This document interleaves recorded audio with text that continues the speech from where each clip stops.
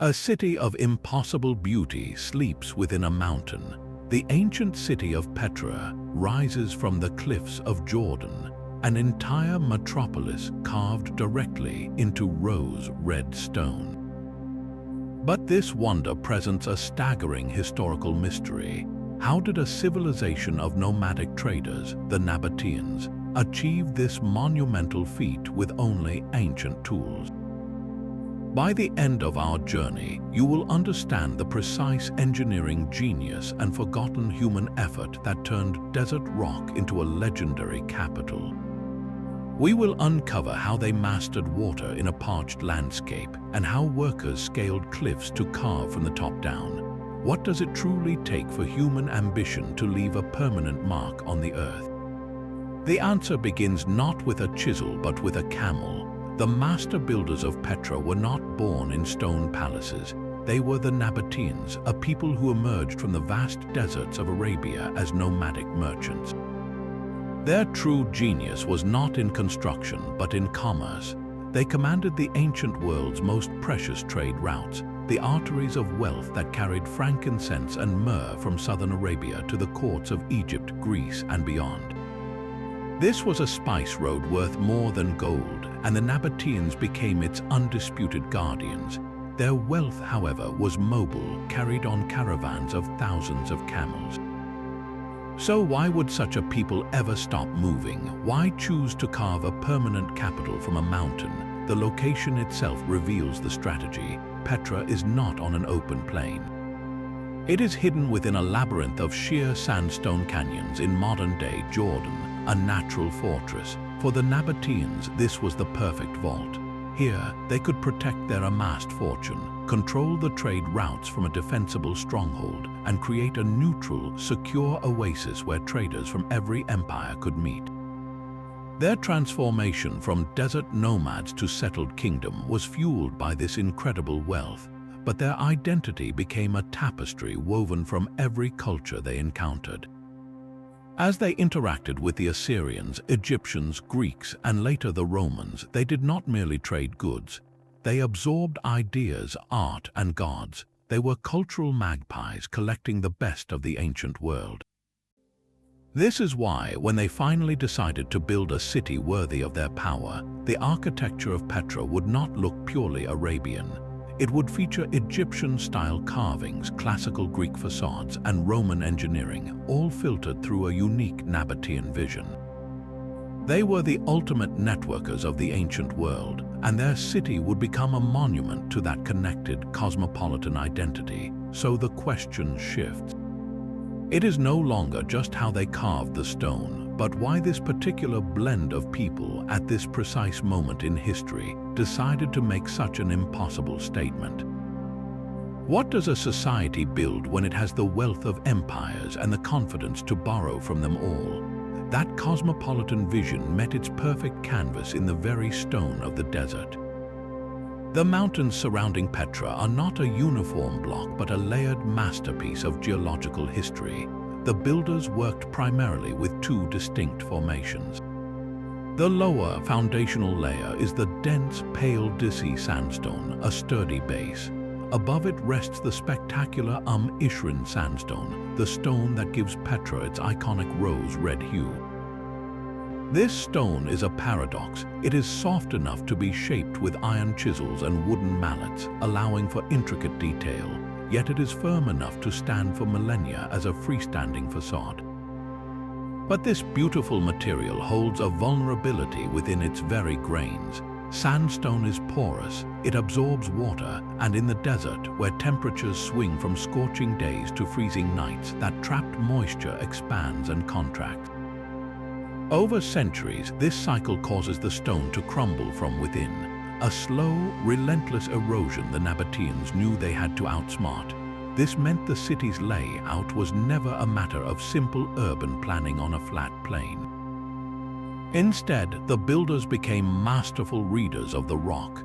They did not fight the landscape, they conversed with it.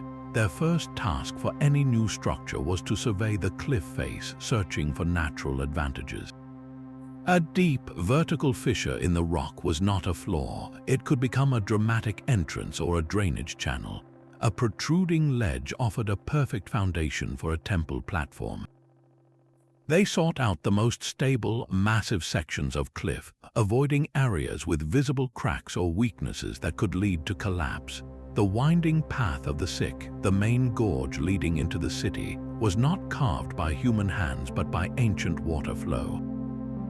The Nabataeans simply followed this natural corridor, enhancing it and turning it into a processional way. Every street, every tomb, every temple was a negotiation between human ambition and the mountain's own form. They were not imposing a foreign grid upon the wilderness. They were revealing a city they believed was already sleeping inside the stone, waiting to be awakened. So the question becomes one of method. With the wealth assembled and the perfect canvas selected, how did they begin the physical act of creation? What were the first crucial marks made on that rose-red cliff? The silent, porous stone held a secret that could destroy it or sustain a civilization. Water was the true architect of Petra. In a land where rain falls only a handful of days each year, the Nabataeans faced a paradox. Their chosen site was a deep wadi, a dry river valley prone to catastrophic flash floods during rare desert storms. These torrents could erase decades of work in minutes. So their first and most brilliant act of engineering was not to carve a temple, but to tame the desert itself. They transformed a deadly vulnerability into their greatest strength. An intricate, hidden network of water management became the city's beating heart, and it began at the very entrance. The main gateway to Petra is the Sick, a narrow, winding canyon. Before a visitor even steps into its shade, they would have passed a masterwork of foresight. The Nabataeans constructed a massive diversion dam at the Sick's mouth, redirecting the destructive force of floodwaters into a separate, man-made tunnel. This single structure protected the entire processional way and the city beyond from being scoured away. But deflection was only the first step. Capture was the true genius. As you walk through the Sick, look up at the towering walls. Carved into the sandstone, running along the cliffs high above the path, is a monumental water channel. This was not a small gutter. It was a carefully engineered conduit, sloping gently to guide every precious drop of rainwater and seasonal spring flow from the surrounding plateau into the city's core. This channel fed a vast hidden web. Dams smaller than the Great Diversion Dam were built across side canyons, creating reservoirs to slow and collect runoff. Underground, teams carved enormous cisterns into the bedrock, some capable of holding hundreds of thousands of gallons. The entire landscape became a catchment system, a spiderweb of channels, pipes, and pools that harvested water from an area far larger than the city itself.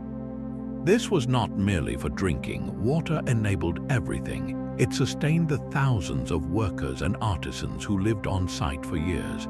It allowed for the mixing of mortar and the softening of stone for carving.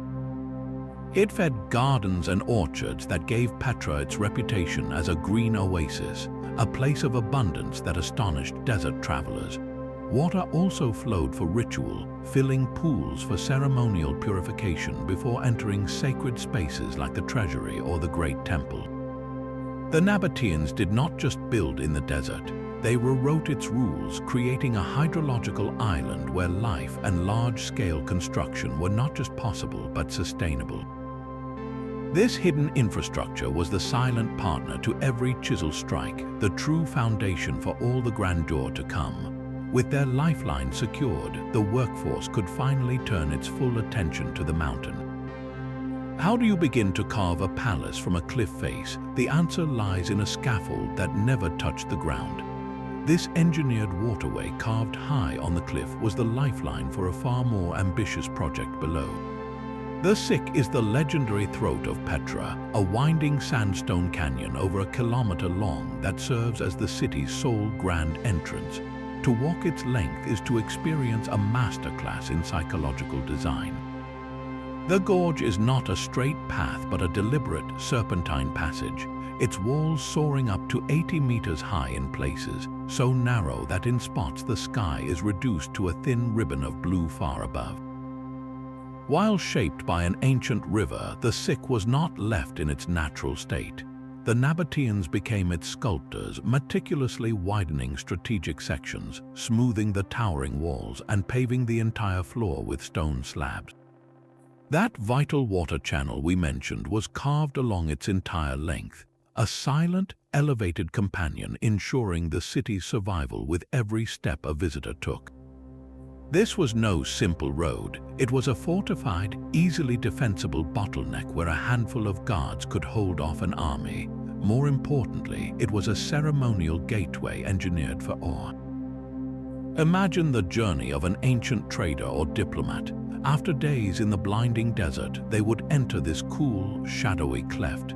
The sound of their footsteps would echo, the scale would diminish them, and the path would curve, always hiding the destination.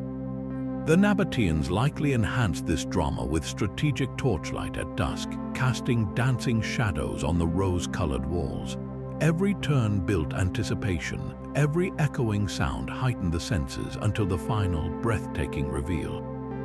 The canyon walls would suddenly part, framing a sliver of impossible beauty. The glowing, intricately carved facade of the treasury, Al-Khosne, illuminated in a shaft of sunlight. This was not an accidental view. It was the culmination of a carefully orchestrated experience, a statement of power meant to overwhelm and impress. The Sick transformed a visitor long before they ever reached the city square, priming them to believe in the divine and worldly authority of the Nabataean kings. With a stage so powerfully set by this engineered approach, the mind turns to the first and most famous monument awaiting at its end. What could possibly justify such a buildup? The answer is a building that is not a building at all. The glowing facade of the treasury emerges from the rock as a single, seamless entity, but this illusion of effortless creation was shattered daily by the sound of iron on stone. The Nabataean artisan's toolkit was brutally simple in concept, yet required immense skill to wield. The primary instruments were iron chisels of various widths, from broad points for roughing out massive shapes to fine, needle-like tools for detail work. These were struck with heavy wooden mallets or iron hammers, the rhythm of their impacts echoing through the canyons from dawn until dusk. For the initial, monumental task of removing vast quantities of stone, workers likely used heavy iron picks and wedges. They would drill a series of holes along a desired line, insert wooden wedges, and then soak them with water. As the wood expanded, it created tremendous pressure, cleanly splitting the sandstone along a controlled fracture. This method allowed them to peel back the mountain in large, manageable slabs, a process more akin to quarrying than sculpting, but this basic kit only explains the rough work. The true mystery deepens when we look up at the ornate capitals, the delicate floral friezes, and the lifelike eagle statues adorning the highest points of the facades. How did a worker wielding a heavy hammer and a vibrating iron chisel achieve such steady, precise lines 60 meters above the ground? The answer forces us to reimagine the worksite. The conventional image of wooden scaffolding rising from the canyon floor is almost certainly wrong for the tallest tombs. The Sick is a narrow, winding gorge, and the cliffs are often sheer for their full height. Building a stable, ground-based scaffold of that scale would have been its own impossible engineering feat. Instead, the evidence points to a more daring, almost acrobatic solution. The Nabataeans likely worked from the top down, employing a system of ropes, bosun's chairs, and wooden platforms anchored directly into the cliff face itself. Look closely at many of Petra's monuments, and you can still see the rows of small, square holes carved high on the smoothed rock surfaces. These are not decorative. They are the sockets for horizontal beams that supported the workers' hanging staging. Artisans would have been lowered over the edge to begin carving the uppermost pediments first, suspended in space with the canyon floor a dizzying drop below. As they finished each level, they would dismantle the platform, move the beams down to a new set of sockets, and continue their descent, carving the facade as they went.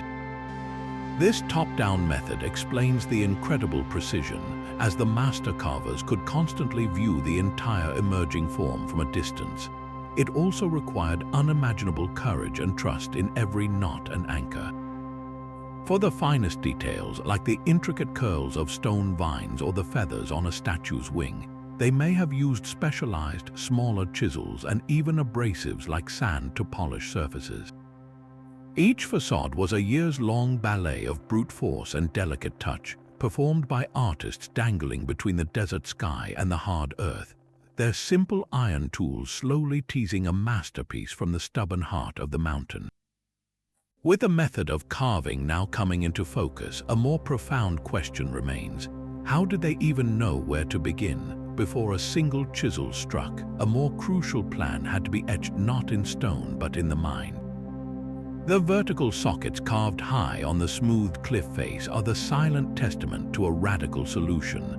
Archaeologists have scoured the ground at the base of Petra's greatest monuments, searching for post holes or any trace of the colossal wooden frameworks that would have been necessary to build such facades from the ground up. They have found almost nothing. This absence is a profound clue. It strongly suggests that the most iconic structures, like the treasury or the monastery, were not carved behind a veil of scaffolding, but were revealed directly from the living rock through a daring, top-down process. Think of it not as building up, but as carving down. The work began at the very summit of the chosen cliff. Teams of laborers would first clear the plateau top, creating a stable work area. From this high vantage, they could look down the future face of their monument and begin the rough work. Using picks and wedges, they would carve a deep, vertical trench along the sides and back of the intended facade, effectively isolating a gigantic block of stone from the rest of the mountain. This was like cutting a colossal statue free from its quarry before you even shaped its features.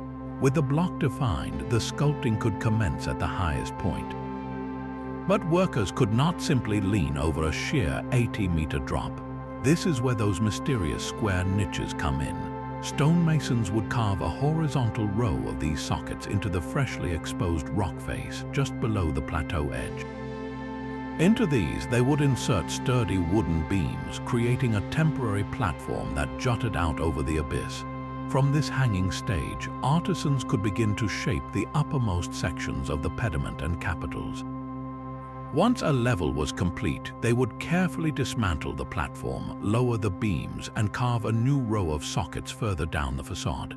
They would then reassemble their stage and continue their descent, the monument emerging beneath them as they went. This method was astonishingly efficient. It required a fraction of the timber needed for a full scaffold, and it allowed the master carvers a constant, full-face view of their work, ensuring perfect proportions as they descended. It also turned every worker into a cliffside acrobat. They performed this intricate, dangerous labor while secured by ropes, with the desert wind at their backs and a staggering void below their feet. The natural architecture of the canyon itself aided them. A protruding ledge might serve as the starting platform for a lower tomb, or a deep fissure could be widened into a staircase for access. This was engineering without a safety net, a process that demanded not just skill, but absolute courage and trust in every handhold and knot. The entire city, therefore, was not constructed but exhumed. It was a monumental act of reverse archaeology, where the artists removed everything that was not the intended masterpiece, descending through the stone to meet the future floor of the canyon. With the outer shell of these wonders now explained, a deeper layer of mystery remains within the rock itself. How did they plan such perfection without a single blueprint as we know it? The final, breathtaking facade stands as a perfect geometric puzzle, but its pieces were never drawn on papyrus. How did a master carver, dangling from a rope halfway down a cliff, know the exact depth to chisel a Corinthian capital or the precise curve of an eagle's wing? The Nabataeans left us no written architectural treatises, no rolled-up scrolls of building plans. Their blueprints existed in a more ephemeral, yet deeply practical realm. Before iron ever touched stone, the design had to be transferred from mine to medium. One compelling theory points to the use of full-scale plaster or clay models. A master sculptor could have created a detailed prototype of a pediment or frieze in a workshop on the plateau above. This physical model, perhaps 1-to-1 in scale, would then be suspended against the cliff face. Workers could use plumb lines and measuring rods to directly transfer every contour and measurement onto the living rock, a method that turns the mountain into a giant tracing sheet. Smaller handheld scale models made of wood or stone might have been used for client approval or to teach apprentices the complex interplay of architectural orders. But there is also evidence of more immediate sketching. Archaeologists have found pottery shards called ostroka at Petra and other Nabataean sites with rough architectural sketches scratched onto their surfaces. These were the ancient equivalent of a foreman's notepad used for on-site calculations, diagramming a problematic section or working out a decorative pattern. The designs themselves were a hybrid language. The overall proportions of a tomb like the treasury, its columns, pediments, and recessed central doorway strictly follow the rules of Hellenistic architecture, the international style of power and prestige at the time. This suggests the Nabataeans had access to canonical Greek design principles, likely through contact with Alexandrian craftsmen. Yet they infused these classical templates with their own symbolic language.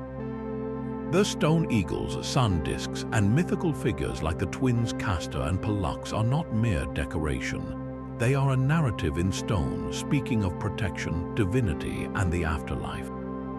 To execute this fusion with such precision required a standardized unit of measurement. Researchers have identified the likely use of the Nabataean cubit, a unit roughly equivalent to 52 centimeters. By analyzing the spacing of columns and the dimensions of doorways, they find recurring multiples of this cubit, proving the builders worked from a shared, disciplined system of measure. This combination of physical models, scratch pad sketches, and a strict unit of measure points to a deeply ingrained craft tradition. The most complex designs were likely held in the memory of master architects, men who had trained for decades. They carried the symphony of the entire facade in their minds, conducting teams of carvers who each knew their specific part. This was knowledge passed not through documents, but through the rhythm of the mallet and the shared language of the chisel, a living blueprint that walked, talked, and carved. With the design process now illuminated, a new layer of the city's purpose comes into view. Who were these elaborate, impossible tombs actually for? The grandeur of the treasury facade is a promise the interior deliberately refuses to keep. Al-Khosneh, as it is known, is Petra's ultimate statement, a 40-meter-tall monument of impossible elegance carved from a single cliff face. Its function remains debated, but most scholars now believe it was a monumental tomb for a Nabataean king, likely Aratus IV, who reigned at the kingdom's peak. It also served a ceremonial purpose, its dramatic placement at the end of the sick, making it a potent symbol of royal and divine authority for every visitor. The design is a masterful appropriation of Hellenistic power architecture. The lower story features 6 towering Corinthian columns, their capitals a stone garden of carved acanthus leaves. Between them stand statues, likely of mythological figures or the royal family themselves. Above, a second, smaller tier is crowned by a central, circular tholos, a small temple-like structure flanked by broken pediments. At the very summit stands the iconic giant stone urn. The entire composition is a symphony in sandstone, designed to be read from the ground up, a declaration that this desert kingdom was an equal to the great empires of the Mediterranean. But how was this symphony carved? The process began with the brutal work of preparation. Teams of laborers first scaled the clifftop to clear debris and vegetation. Then, using heavy iron picks and the wedge and split technique, they began to shear off the natural, weathered surface of the rock, creating a vast, flat, vertical canvas. This smoothing alone would have taken months, removing thousands of tons of stone. with the canvas prepared, the master architects began the transfer. Using the full-scale model and measurement system we discussed, workers would have marked the entire outline of the facade onto the smoothed rock with red ochre paint or shallow incisions. This was the guiding map for every chisel strike to come. The carving then proceeded in the daring top-down manner. Workers anchored their wooden beams into the first row of sockets high on the cliff and began to define the uppermost elements, the central urn and the pediments. As they descended, they carved the columns not by adding stone, but by removing everything around them, leaving the columns standing in relief. The statues in the niches were shaped in place, the artisans working inward from the outlined form. The interior was the final claustrophobic act.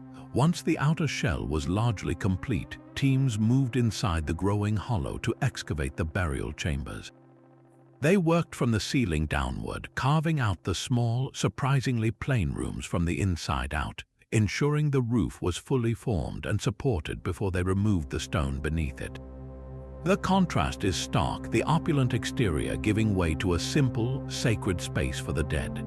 This process leaves us with enduring mysteries. The giant urn at the peak, long rumored to hold a pharaoh's treasure, shows clear pockmarks from Bedouin rifle shots of centuries past, a testament to the enduring legend of hidden gold.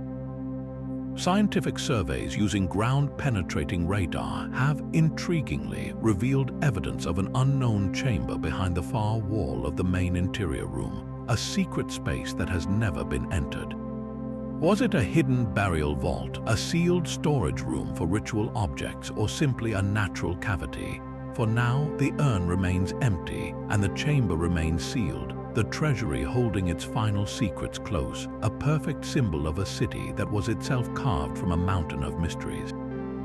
If the treasury is Petra's intricate jewel, the monastery is its raw, colossal heart. This monument, known locally as Ad-Der, represents the absolute extreme of Nabataean ambition. To find it, you must leave the main city behind and climb a winding 800-step path carved directly into the mountain, a grueling ascent that takes nearly an hour. The journey itself is a form of purification, preparing you for a structure of overwhelming scale.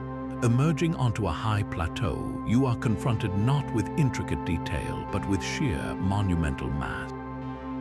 The monastery's facade is a staggering 50 meters wide and 45 meters tall, making it significantly larger than the treasury. Its design is powerfully simple, a masterclass in reduction. The familiar Nabataean classical elements are there, the broken pediment, the central tholos, but they are rendered with a bold, almost abstract simplicity. The columns are unadorned, the surfaces vast and plain. This is architecture stripped to its essential geometry, meant to be felt in the gut as much as seen by the eye. The scale creates a unique challenge for any visitor. You cannot take it all in at once. You must step back and back again, your gaze slowly climbing its impossible height. Inside, the contrast is even more profound. Where the treasury has multiple small chambers, the monastery contains a single cavernous hall. This enormous room, empty and echoing, measures nearly 12 meters square with a ceiling soaring to great heights. Its sheer emptiness suggests a space designed not for intimate burial, but for communal gathering, perhaps for large religious ceremonies or grand assemblies. The very remoteness and simplicity point to a different purpose, likely that of a major temple or a commemorative hall dedicated to a deified king. Building here, at this dizzying elevation and far from the city's water and supply lines, was an act of profound will. Every single iron chisel, every wooden mallet, every liter of water and bag of food for the work crew had to be hauled up that same brutal path, likely by donkey trains or teams of laborers. The logistical feat is mind-boggling. The workers' camp, the storage for tools, the management of waste, all of it had to be orchestrated on this windswept mountaintop. The top-down carving method would have been even more perilous here, with the plateau edge offering a sheer drop. Yet they persevered for years, likely decades. This was not a project driven by practical need, but by spiritual and political imperative. The exhausting pilgrimage to reach it was part of its power. To stand before the monastery was to have undergone a trial, to have proven your devotion or your respect for the authority it represented. Its creation was a statement carved not just into rock, but into the very skyline, a declaration that the Nabataean kingdom could command not only the canyons below, but the mountains above. The climb down from the monastery's solitary peak returns us to the bustling valley floor, to the very heart of the city's purpose.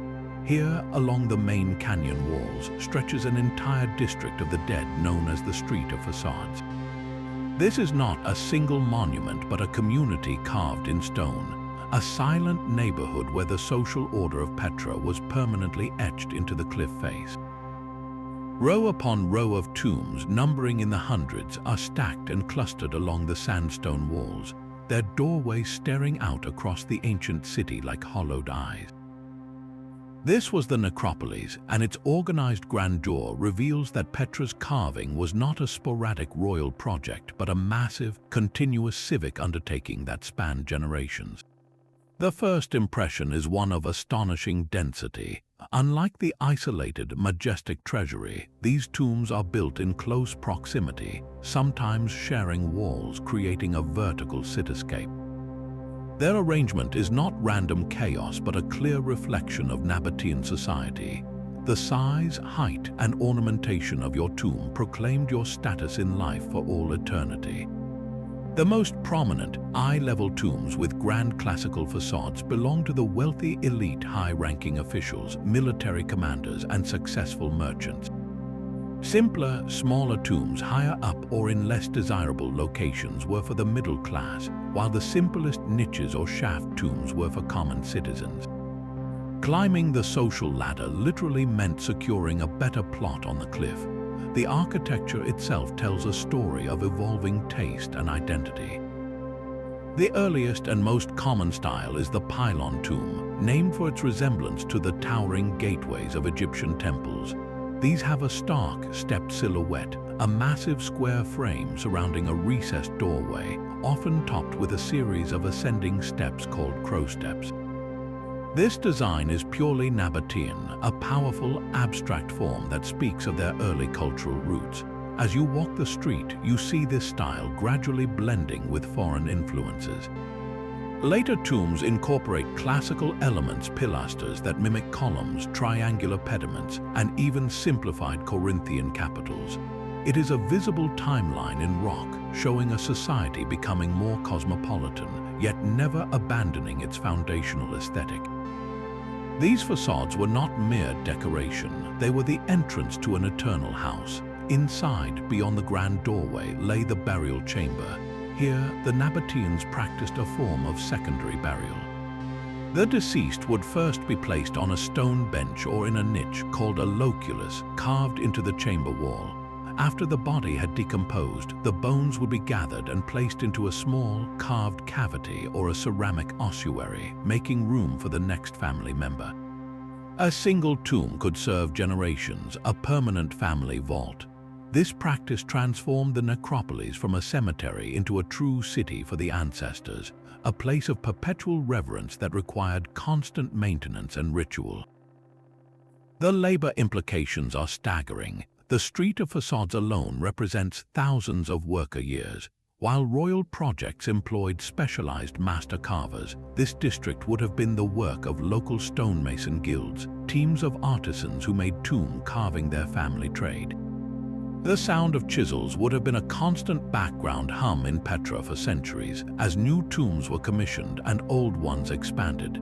This was not a city built and then finished. It was a living entity that grew organically, its population of the dead expanding in direct proportion to the wealth and pride of the living. To live in Petra was to be surrounded by the enduring presence of your lineage, a daily reminder that your ultimate home was not a house of mud brick, but a room within the mountain itself. But the city of carved facades holds a profound architectural secret.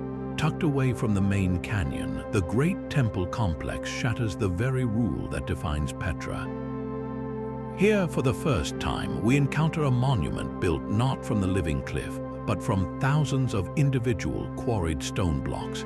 This sprawling sanctuary is a hybrid masterpiece, blending the familiar rock-cut foundations and subterranean chambers with a grand, freestanding upper structure of classical design. Its scale is immense, covering an area larger than a modern soccer field, and its presence asks a disruptive question. In a city where the mountain itself was the quarry and the canvas, why would its builders revert to the back-breaking, traditional method of cut stone masonry? The answer reveals a deliberate shift in ambition and identity. The Great Temple was likely the religious and administrative heart of later Petra, a place for large public ceremonies and royal display. Its design, with a grand processional staircase, a lower terrace lined with columns, and an upper temple proper, follows the blueprint of a classical Roman sanctuary. This was not a style you could easily carve from a cliff face. It required open space, freestanding walls, and the clear separation of interior and exterior architectural ideas that demanded a different kind of labor. The logistical challenge this posed was staggering. First, the stone had to be won from the earth. While some sandstone could be quarried from nearby slopes, the fine, white limestone for decorative elements like capitals and statues was not local. It had to be sourced from distant quarries and transported, likely by ox-drawn sledges across miles of rugged terrain. At the temple site, teams of masons would then shape each block with chisels and saws, creating precise, interlocking joints without the use of mortar. The largest blocks, weighing many tons, had to be lifted into place. Archaeologists have found evidence of simple but effective technology, like wooden cranes powered by human treadmills and massive earthen ramps built against the rising walls. Blocks were likely hauled up these slopes on rollers, a process requiring the coordinated effort of hundreds of men. This shift in technique speaks volumes. The cut stone temple represents more than a new building method. It signals the conscious adoption of an international architectural language. The classical orders, the symmetry, the axial planning, all were direct imports from the Hellenistic and later Roman world. This suggests the possible involvement of foreign master builders, or, at the very least, Nabataean artisans who had traveled and trained abroad. They were no longer just revealing forms from the rock. They were assembling a complex, three-dimensional puzzle according to a foreign blueprint. Yet they did not abandon their roots. The temple is built upon and integrated with extensive rock-cut vaults and chambers, a fusion of the subterranean and the soaring. This hybrid approach shows the Nabataeans at the height of their confidence, seamlessly combining their innate genius for carving with newly acquired skills in monumental masonry. They were not replacing their past, they were layering it, proving their kingdom could master any form of construction the wider world could offer. The Great Temple stands as a stone manifesto, declaring that Petra was no longer just a hidden desert stronghold, but a cosmopolitan capital ready to meet the empires of the Mediterranean on their own architectural terms. The Great Temple's cut stone blocks point to a source, and the mountain itself holds the scars. Scattered across the Petra basin are enormous, open quarries, vast wounds in the landscape where the Nabataeans did not carve inward but extracted outward. These are not small pits but industrial-scale work sites.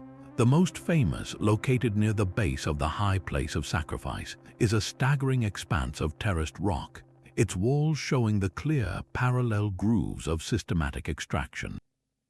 Here, the method was the reverse of tomb carving. Instead of creating a facade, workers were removing giant blocks for transport. They would first carve deep, narrow trenches around the perimeter of a desired block, using chisels and possibly even saws with abrasive sand to cut through the sandstone. Once isolated, they would undercut the block, inserting wooden levers to break it free from the bedrock. The quarries are littered with half-finished blocks and discarded chips, a frozen moment of industry.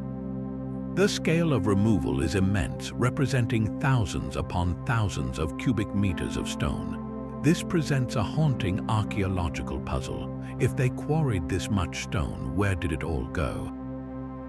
The Great Temple, for all its grandeur, used only a fraction of the total volume extracted from these sites, so what monumental structures have simply vanished? The answer reshapes our vision of Petra. We must stop seeing it as just a city of caves and begin to imagine a hybrid metropolis where soaring rock-cut facades stood alongside grand, freestanding buildings of cut stone.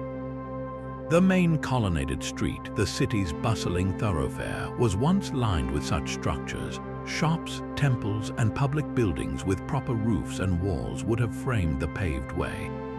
Today, only the stumps of columns and foundations remain. The upper stories long since collapsed or carted away.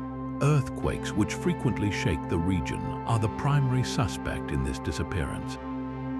A freestanding stone building, no matter how well constructed, is far more vulnerable to seismic shock than a tomb carved as one piece with the mountain. When the ground heaved, these buildings would have crumbled into piles of rubble. Over centuries, that rubble became a resource. Later inhabitants, from Romans to Byzantines to local Bedouin, would have systematically salvaged the pre-cut blocks to build their own, simpler structures, or to burn in lime kilns to make mortar. The very perfection of the Nabataean stonework sealed its fate. It was too valuable to leave in a broken heap.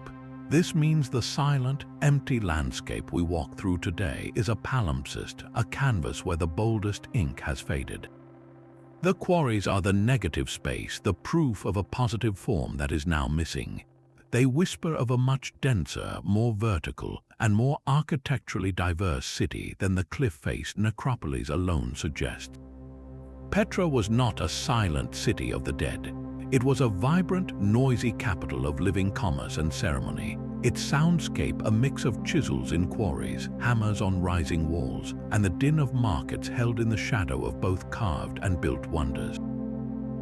The mountain gave the city its eternal bones, but the quarried stone gave it its beating, perishable heart. That vanished city of cut stone required a living, breathing army to build it.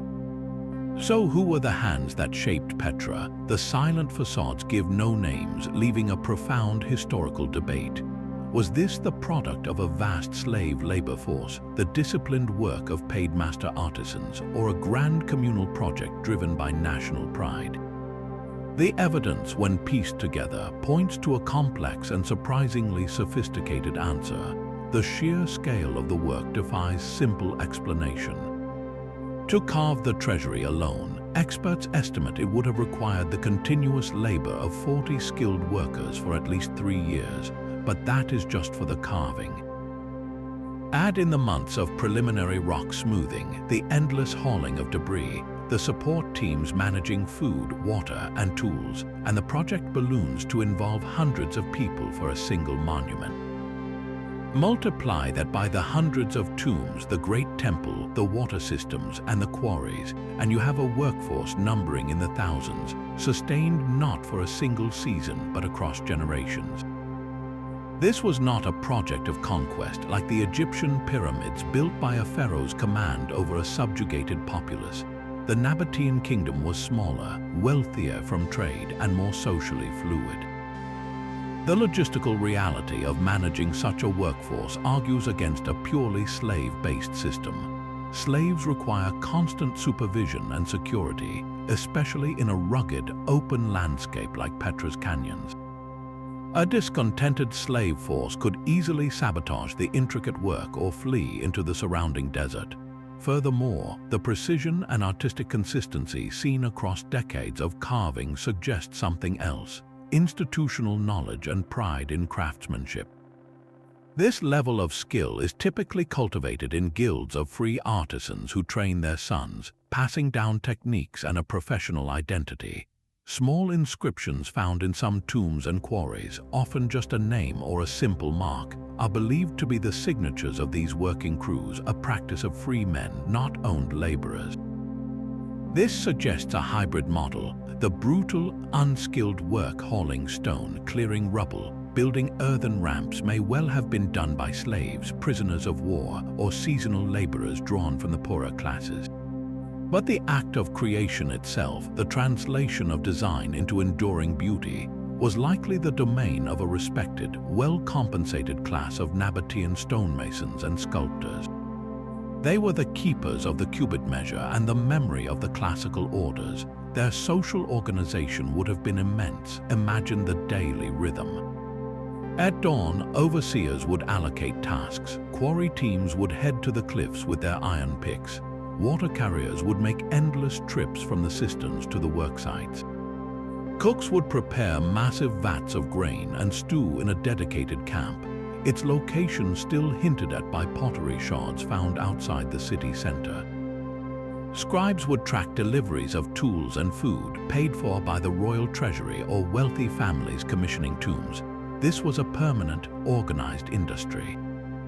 What motivated a person to spend a lifetime dangling from a rope, chiseling stone in the desert sun? Money from a prosperous kingdom was certainly a factor for the artisans. But for the wider community, something deeper was likely at work. The Nabataeans were creating their eternal home, a capital that declared their power and piety to the gods and to the world. Carving a tomb for your family or contributing to a temple was an act of civic and religious devotion, a direct investment in the legacy of your people and the afterlife of your ancestors. This fusion of skilled craft, economic incentive, and shared cultural ambition is what made Petra possible. It was not built by a nameless, suffering mass, but by a society that saw its own grandeur reflected in the mountain it was slowly, patiently unveiling. The hands that carved Petra were guided by a world in flux. The city's most ambitious century of construction, from around the 1st century before the Common Era to the 1st century after, unfolded under a gathering shadow, the expanding power of Rome. The Nabataean kingdom navigated this threat with shrewd diplomacy, becoming a client kingdom, a nominally independent ally that paid tribute to the Roman emperor. This relationship was a double-edged sword. It brought unprecedented wealth and stability, fueling the golden age of carving, but it also flooded Petra with Roman ideas, engineers, and ultimately Roman legions. In the year 106 of the Common Era, the delicate balance shattered. The Roman Emperor Trajan formally annexed the kingdom, transforming Petra from an allied capital into a provincial outpost of the Roman Empire.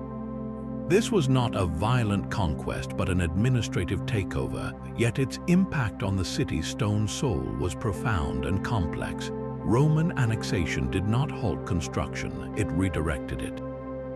The Romans were master engineers of public infrastructure, and they immediately set about remaking Petra in the image of a standard Roman city. Their greatest imprint is the colonnaded street. Before the Romans, Petra's main thoroughfare was likely a winding, organic path following the wadi floor. The Romans imposed order. They paved a straight, central street flanked by raised sidewalks and lined with hundreds of columns, creating a formal architectural corridor for civic life. Shops and public buildings were constructed behind this colonnade, using the cut stone masonry techniques the Nabataeans had already begun to master. The Romans also left their mark on the lifeblood of the city, water. They expanded the hydraulic system, constructing a monumental nymphaeum, a public fountain, and likely upgrading channels and reservoirs with advanced Roman cement linings to reduce seepage. Their most astonishing addition, however, seems a direct violation of Nabataean reverence. They carved a massive classical theatre directly into the heart of the necropolis. With a seating capacity of over 8,000, its semicircular bowl was hewn from the mountain, obliterating several older rock-cut tombs in the process. To the Romans, this was a gift of civilization. To the Nabataeans, it must have been a shocking act, building a venue for entertainment literally upon the graves of their ancestors. This clash of values raises a pivotal question. Did Roman rule accelerate Petra's glory or begin its slow fade? The evidence in the stone suggests the latter. While grand civic projects continued, the unique flame of Nabataean rock-cut architecture began to dim. The frenetic carving of elaborate, towering tomb facades along the cliffs slowed dramatically after annexation. The Roman preference was for freestanding architecture built in the contemporary imperial style, not for eternal houses carved from cliffs. The elite of Petra, now seeking status within the Roman imperial system, likely invested their wealth in new townhouses along the colonnaded street rather than in monumental cliff tombs. The demand for the old artisan guilds, the masters of the top-down carve, would have gradually dried up. The knowledge itself did not vanish overnight, but the great cultural project that required it, the building of a purely Nabataean eternal city, had reached its end. The Romans brought roads, administrative order, and a new kind of urban splendor, but in doing so, they unintentionally severed the direct spiritual and artistic connection between the people and the mountain. Petra became a magnificent Roman provincial city, but the singular vision that had summoned a metropolis from solid rock was now part of its own buried history. What remains is the echo of that vision, a puzzle not just of engineering, but of a culture's will to express itself in the most permanent way imaginable, just before the world changed around it forever. The Roman theatre stands as the most dramatic symbol of this cultural collision. Carved directly into the northern slope of the Petra basin, it is a breathtaking and bewildering sight. This was no simple addition to the cityscape. It was a violent, beautiful imposition. To create its semicircular bowl, the Roman engineers did not seek out virgin rock. Instead, they drove their chisels directly into an existing cliff face already honeycombed with the sacred tombs of the Nabataean elite. The audacity is staggering. Imagine the process: crews of laborers systematically cutting away the lower portions of those eternal houses, reducing carved doorways and facades to rubble to make way for rows of stone benches. For the Nabataeans, this was more than construction. It was a profound desecration, a statement that Roman civic spectacle now held more value than the sanctity of ancestral rest. The theatre's scale is immense, capable of seating over 8,000 spectators, nearly a quarter of the city's estimated population at its height. Its design follows the classic Roman model with three main parts. The cavea, the seating area, was carved in a perfect half-circle directly from the mountain, with staircases radiating upward to divide the tiers.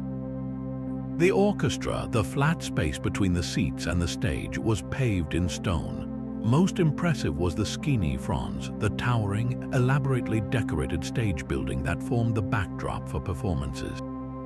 While this structure was built from cut stone and has since collapsed, its foundations and the sockets for its massive columns remain, hinting at a multi-story facade of columns and statues that would have rivaled any in the empire.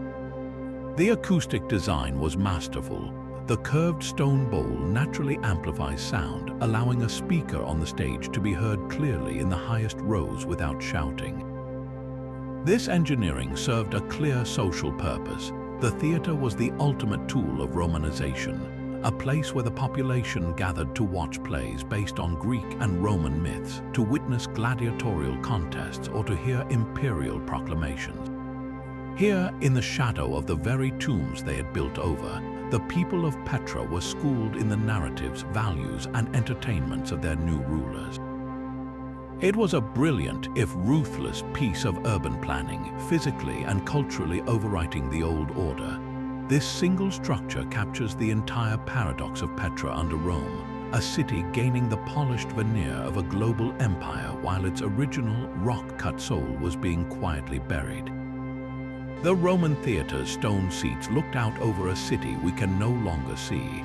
Our modern imagination of Petra is dominated by the silent, eternal facades carved into cliffs, but this is a profound illusion. For every one of those monumental tombs, there were hundreds of homes, shops, and workshops built from materials that returned to the earth. The vast majority of Petrans did not live in caves. They lived in a dense, bustling metropolis of mud, brick, and wood that filled the valley floor, a city that has almost completely vanished.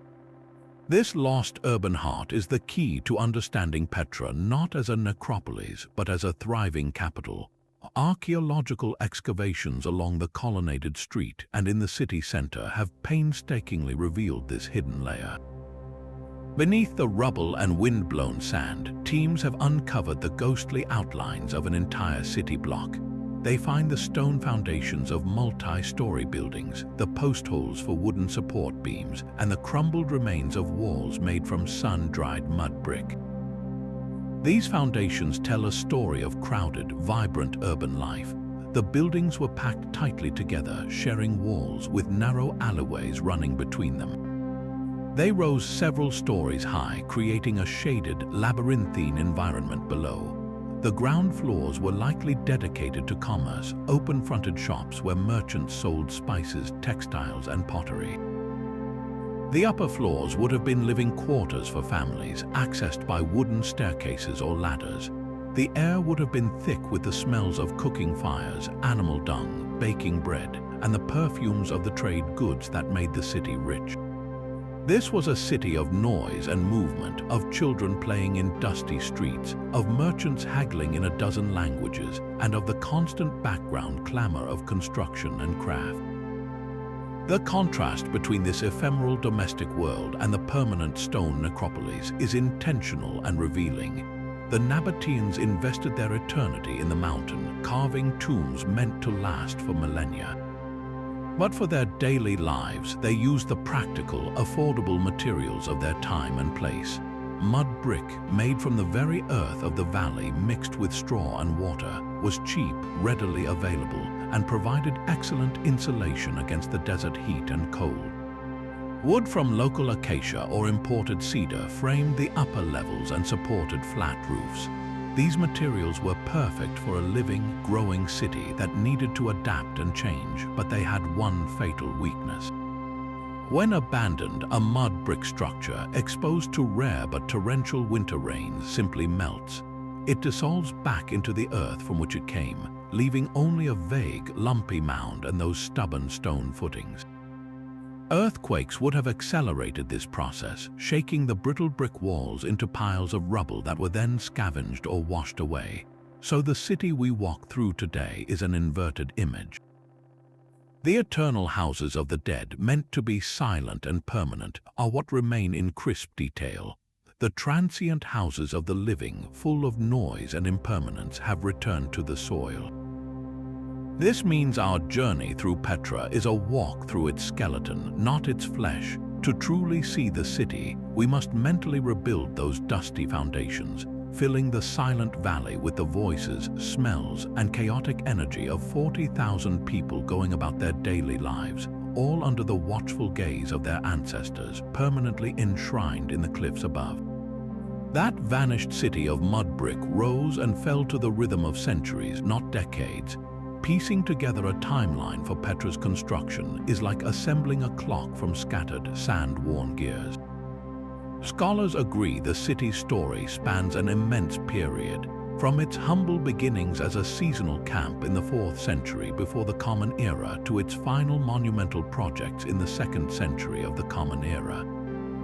That is a span of over 500 years. Within that vastness, the evolution of style provides our most reliable calendar. The earliest tombs are the simplest, the stark pylon tombs with their stepped silhouettes, echoing the abstract forms of earlier Arabian cultures. These are the foundation of the necropolis, carved perhaps as early as the 3rd century before the Common Era. As Nabataean wealth and contact with the Hellenistic world grew, the classical grammar of columns and pediments began to infuse these native forms. You can literally walk through time along the street of facades, watching as the clean lines of the pylon tombs gradually acquired decorative pilasters, then simplified capitals, and finally the full, ornate classical facades of the royal tombs. This stylistic ladder points to a long, organic development, a city growing in confidence and cosmopolitan flair over generations. This brings us to the central puzzle of the great monuments. Could a marvel like the treasury be the product of a single, ambitious king's reign? The traditional view points to King Aretas IV, who ruled for 48 prosperous years in the 1st century of the Common Era. His long reign certainly provided the stability and wealth for such an undertaking. However, many archaeologists now see these masterpieces not as sudden eruptions of genius, but as the culmination of a long architectural tradition. The skills needed to carve the treasury, the top-down method, the understanding of classical proportions, the management of a huge work site, were not invented overnight. They were honed over a century or more of carving smaller, less elaborate tombs. The treasury may represent the peak of that learning curve, built during Aratus's reign, but standing on the shoulders of countless earlier forgotten projects. Inscriptions provide rare, hard anchors in this sea of time.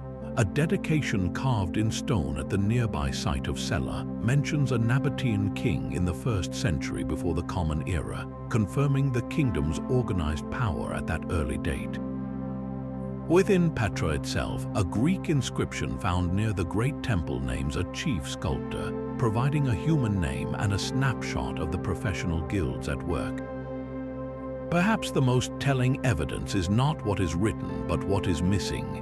The almost complete absence of earlier, cruder attempts at the classical style near the major monuments suggests that by the time workers approached the cliff for the treasury, they had already practiced and perfected every element elsewhere.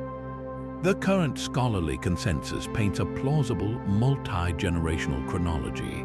The first substantial rock-cut structures appear around the 2nd century before the Common Era.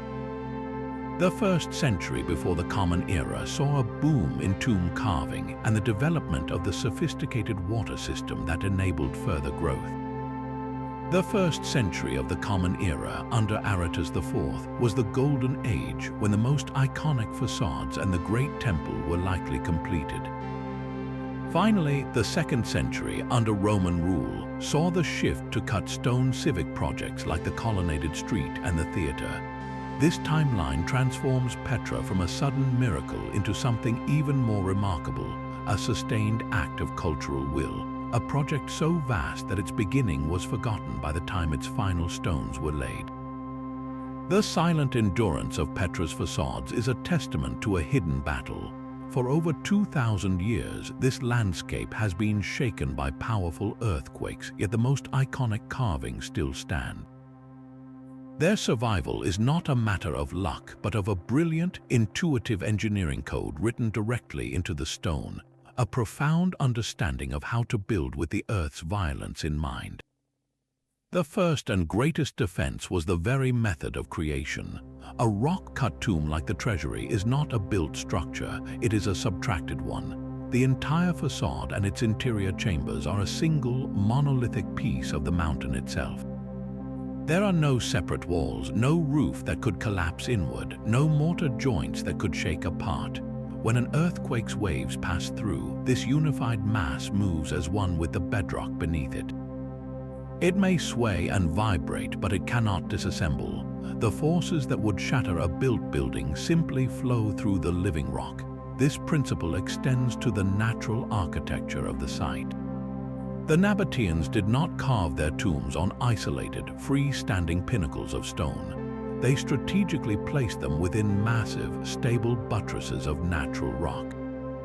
Look at the monastery set within a huge, recessed alcove in the cliff.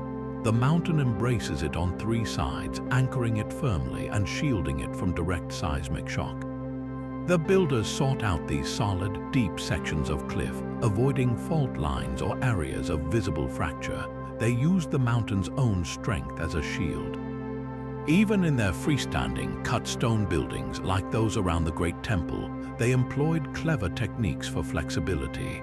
While the Romans later relied on rigid, mortar-bound masonry, the Nabataeans often used a dry stone construction method for their walls. This means the carefully shaped stone blocks were fitted together without mortar, held in place by gravity and precision. During an earthquake, these walls could shift and settle slightly without cracking apart, absorbing the energy through movement, much like a loose stack of books can tilt without falling. The contrast with later Roman additions is stark and revealing. The Roman theatre, while carved from rock, featured a towering, built stagehouse of cut stone and mortar.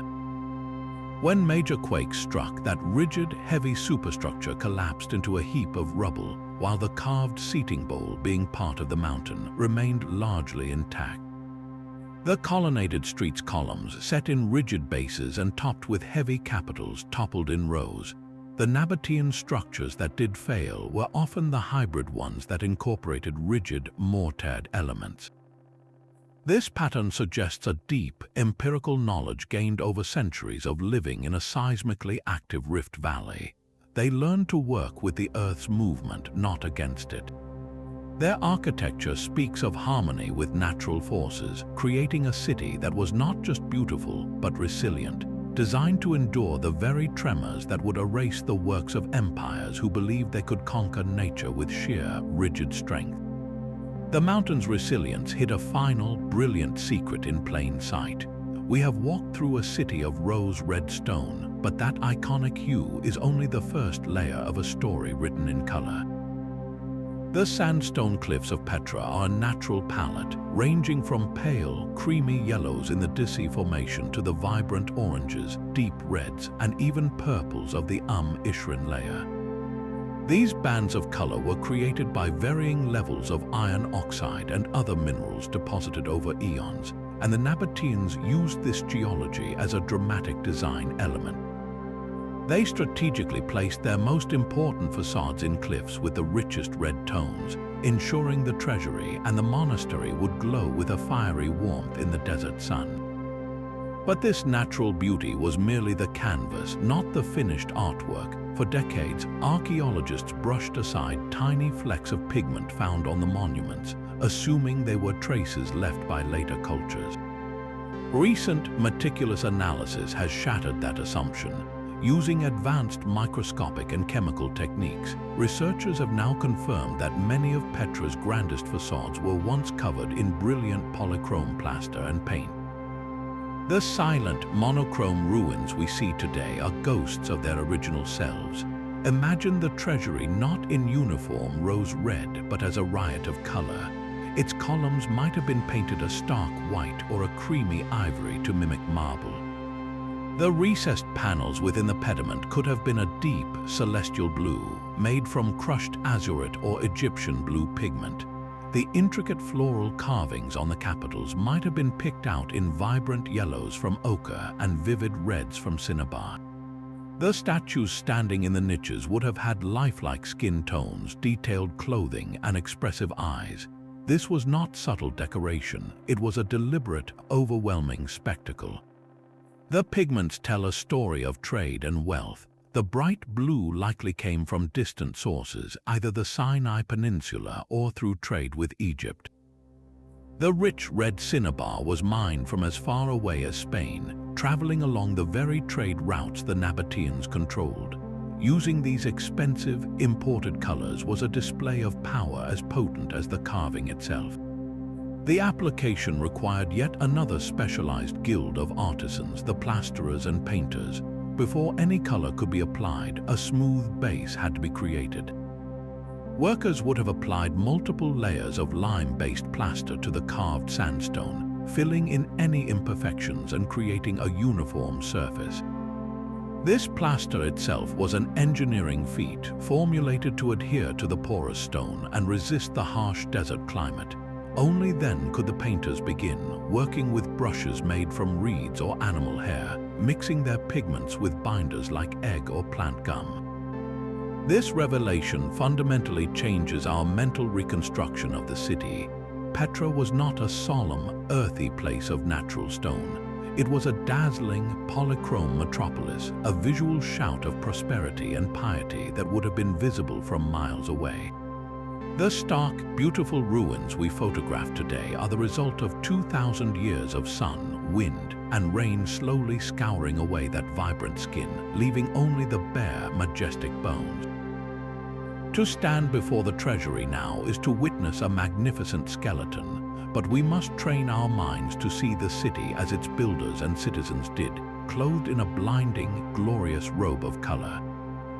That glorious color was the final, fragile layer of a knowledge system built over centuries. The vibrant plaster and the perfect facade beneath it were the products of a living craft tradition, a chain of masters and apprentices that stretched back generations. Yet today, we have no Nabataean architectural manuals, no detailed scrolls outlining the top-down carving method or the precise mortar mix for their plaster. This silence is one of Petra's most profound mysteries. Why did such a sophisticated civilization leave behind so little instruction on how they achieved their greatest works? The answer likely lies in the very nature of their expertise. These were not academic sciences, but closely guarded trade secrets. The master stonemasons and hydrologists of Petra almost certainly organized themselves into powerful guilds. Within these brotherhoods, knowledge was a form of capital passed orally from father to son or from master to apprentice in a long, intimate training. The precise angle to hold a chisel for a specific type of sandstone, the formula for the waterproof lining in a cistern, the secret chant or rhythm used to coordinate teams lowering a worker over a cliff, these were not written down. They were memorized, performed, and protected. Writing such secrets on papyrus would have been like publishing the recipe for your family's fortune. It risked letting rival cities or ambitious outsiders replicate your unique skills, undermining the economic and political power that came with being the only people who could build a Petra. This oral tradition fostered deep expertise and quality control, but it created a terrifying vulnerability. The entire technical legacy of the civilization resided in the memories of a relatively small group of people. When the context that supported those guilds began to crumble, the knowledge evaporated with startling speed. The Roman annexation was the first major blow. While the Romans admired Nabataean engineering, especially their water systems, which they expanded, their imperial building programs operated on a different model. They brought in their own engineers, used standardized Roman techniques and materials like concrete, and had little need for the unique artisanal skill of carving a temple facade from a living cliff. Demand for the old Nabataean masterpieces dried up. The elite now wanted Roman-style villas, not rock-cut tombs. A master carver could no longer support an apprentice for a decade on such vanishing work. The guilds, deprived of their purpose and patronage, would have slowly disbanded. Sons followed their fathers into other trades. The precise rhythms of the mallet were forgotten within a generation or two. A second, slower disaster was the shifting of the world's trade routes. By the 3rd and 4th centuries, maritime routes through the Red Sea were becoming dominant, bypassing the overland caravan roads that were Petra's lifeblood. As the wealth faded, so did the resources to maintain the city's magnificent and complex water system. Silt clogged the channels, cisterns cracked, and the desert began to reclaim its hydrological masterpiece. The specialists who understood that system's delicate balance either left or found their knowledge irrelevant. Finally, a series of devastating earthquakes in the 4th and 8th centuries shattered the city's infrastructure and morale, leading to large-scale abandonment. With the population gone, there was no one left to remember. The last master hydrologist who knew how to clear the silt from the sick channel died without a student. The last carver who could execute a perfect Corinthian capital from memory took his technique to the grave. This is the true melancholy at the heart of Petra. We can reverse engineer their methods, we can admire their results, but the lived, tactile wisdom, the feel of the rock, the sound it makes when it's ready to split, the exact consistency of the plaster, that is gone forever. The city stands as a monument not only to what they achieved, but to the fragile human thread by which such grand knowledge is held, and how easily it can be severed by time, change, and silence. The final master carver took his secrets to the grave, but the stones themselves are beginning to speak. A quiet revolution is unfolding in the deserts of Jordan, where 21st century technology is peeling back layers of time that the eye can never see. The investigation into Petra's creation is no longer confined to trowels and brushes. It is now conducted with lasers, radar, and drones, transforming our dusty assumptions into high-definition data. The primary tool in this new era is LiDAR, which stands for light detection and ranging. Mounted on a drone or aircraft, a LiDAR scanner fires millions of laser pulses at the ground. By measuring the time it takes for each pulse to bounce back, it creates an exquisitely detailed three-dimensional map of the terrain, digitally stripping away all vegetation and surface clutter. When flown over Petra, LiDAR has revealed a ghost city of foundations, roads, and terraces that are invisible from the ground. It shows us that the urban sprawl extended far beyond the main canyon, with sophisticated agricultural terracing and suburban villas climbing the distant slopes. This is not just filling in blanks, it is redrawing the entire map, proving Petra was a vast, integrated metropolis that managed its entire surrounding landscape for food and water. Another crucial technology peers beneath our feet. Ground-penetrating radar sends radio waves into the earth which bounce back differently when they hit a buried wall, a cistern, or a void. This subsurface sonar has been instrumental in solving long-standing puzzles. For instance, scans in front of the iconic treasury revealed a vast, buried plaza and a monumental staircase, confirming that the facade was approached through a grand, ceremonial space now lost under meters of silt. Perhaps most tantalizingly, the radar hinted at those suspected hidden chambers behind the interior walls, not as rumor, but as distinct geometric anomalies in the data. Even the weathered surfaces of the monuments are yielding new stories through 3D photogrammetry. Archaeologists now use arrays of cameras to take thousands of overlapping photographs of a single facade. Specialized software then stitches these into a perfect, measurable digital model. This model can be manipulated in virtual space, allowing researchers to zoom in on tool marks with microscopic precision. By analyzing the direction, depth, and shape of these chisel strikes, they can distinguish the work of different artisan teams, trace the sequence of carving, and even identify where an apprentice made a mistake that a master had to correct. It lets us see the individual decisions made on the scaffolding 2,000 years ago. These tools are not just for discovery, they are for preservation. By creating a perfect digital twin of Petra, scientists can monitor millimeter-scale erosion from year to year, tracking the relentless effects of wind, water, and salt crystallization. This data is crucial for prioritizing conservation efforts, allowing experts to intervene before a delicate frieze is lost forever. The story of Petra is no longer a closed book written in stone. It is an active file, constantly updated with new evidence. Every flight of a drone, every pulse of a laser, adds another sentence to a narrative we are only now beginning to fully read. Could we carve a new Petra with our modern tools and knowledge? The question is not just hypothetical.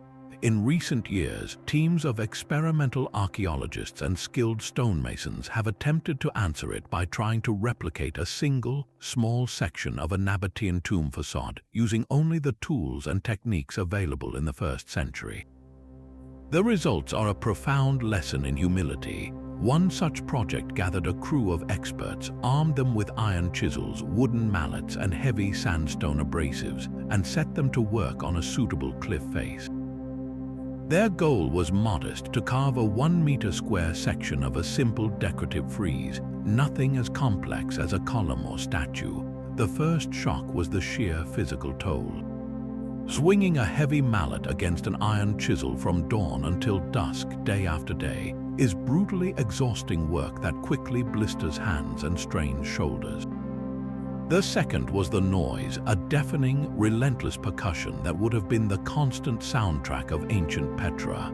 But the greatest challenge was the material itself. Sandstone is deceptive. It is soft enough to carve, but it has a stubborn grain and hidden weaknesses. A misplaced chisel strike can cause a large, unwanted flake to break off, ruining hours of careful work. The artisans found that success depended on a deep, intuitive feel for the rock, knowing exactly how much force to apply and at what angle. They had to constantly listen to the sound of the chisel, a skill only gained through years of experience. This small, controlled experiment revealed that even a simple panel would require weeks of dedicated labor by a single skilled worker. Extrapolate that to the treasury's facade with its thousands of square meters of intricate relief, and the scale of the ancient workforce and timeline snaps into sobering focus. Now contrast that with modern machinery.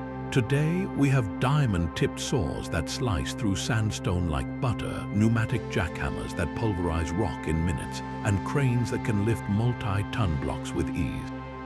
With such technology, the rough shaping of a cliff face could be accomplished in a fraction of the time. But this comparison misses the point entirely. The modern approach is one of domination, of forcing the material to submit. The Nabataean method was one of conversation, of collaboration with the stone. Their tools were extensions of their senses, allowing for a subtlety that a roaring jackhammer could never achieve. A diamond saw makes a clean cut, but it cannot feel the rock's internal stresses or carve the delicate, flowing curves of a stone vine. The ancient technique was slower, yes, but it was also inherently more precise for the kind of artistic expression Petra demanded. The true revelation of these replication attempts is not about speed, but about lost knowledge. We may have better machines, but we have largely lost the guild-trained artisan's intimate, tactile understanding of stone. We could perhaps create a crude, oversized imitation of Petra with dynamite and diesel engines, but we could not replicate the quiet confidence, the collective muscle memory, and the artistic soul that turned a mountain into a city. The experiment forces us to appreciate the ancient achievement not as primitive, but as a pinnacle of a different kind of technology, one where human skill and patience were the most powerful tools of all. The stones of Petra fell silent for over 1,000 years, known only to local Bedouin tribes who preserved its memory in legend. Its dramatic return to global consciousness began not with an archaeologist's trowel, but with a daring act of disguise. In 1812, Swiss explorer Johann Ludwig Burckhardt, fluent in Arabic and posing as a pilgrim named Sheikh Ibrahim, convinced his guides to take him past the legendary lost city rumored to be in the region. His brief, furtive visit, documented in his journals, sent a shockwave through European academic and artistic circles.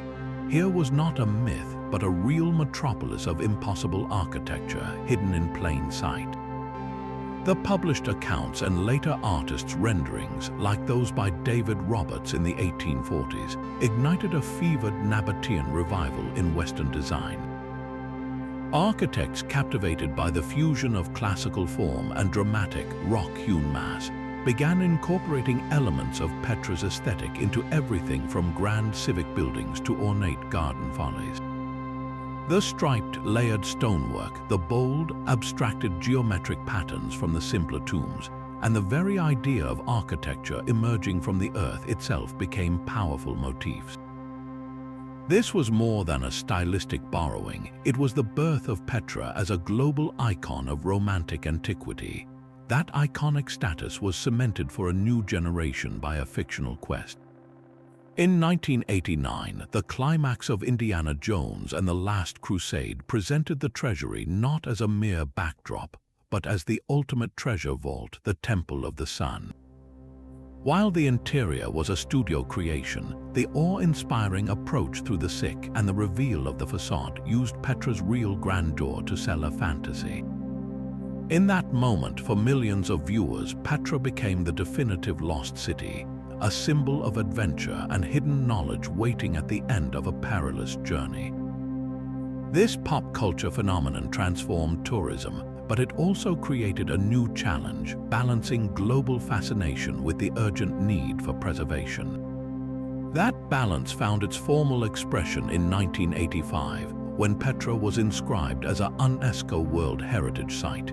This designation recognized it as a cultural and natural property of outstanding universal value, a masterpiece of human creative genius that bears unique testimony to a vanished civilization. The title came with a solemn responsibility, mandating protection and sustainable management for future generations.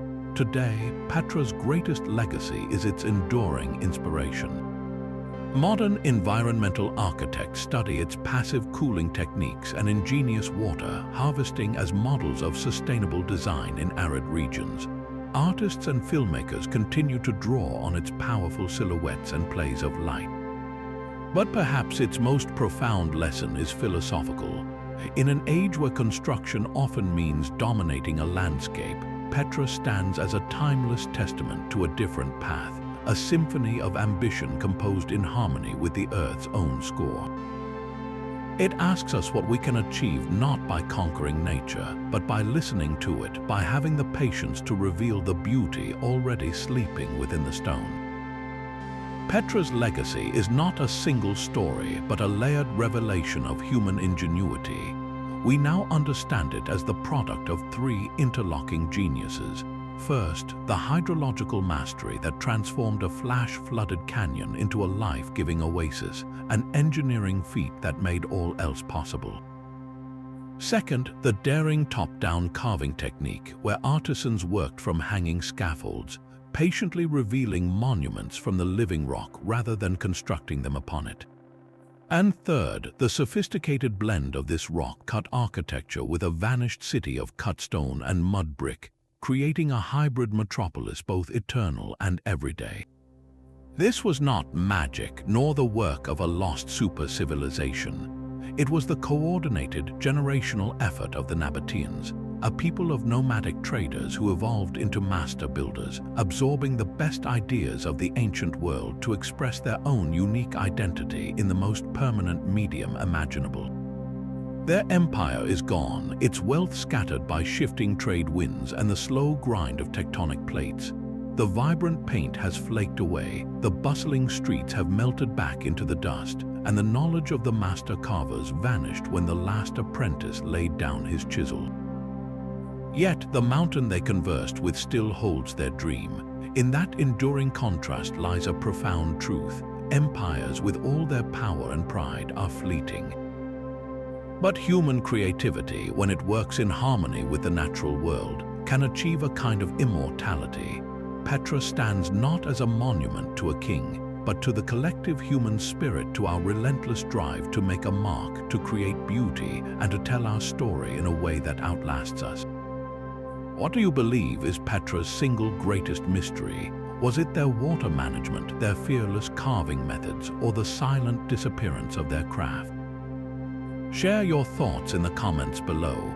If you enjoyed this journey into how the impossible was built, be sure to subscribe.